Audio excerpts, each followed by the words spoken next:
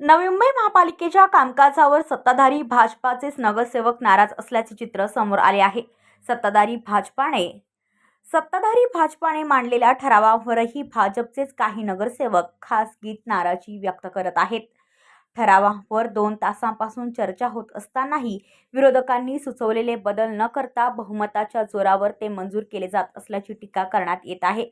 अशा प्रकारे कामकाज होणे योग्य नसल्याचे मत भाजप नगरसेवक यांनी व्यक्त करत आहेत।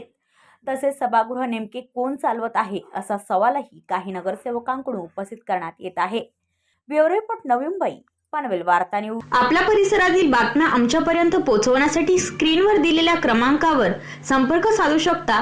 दूरध्वनी क्रमांक 8652414343।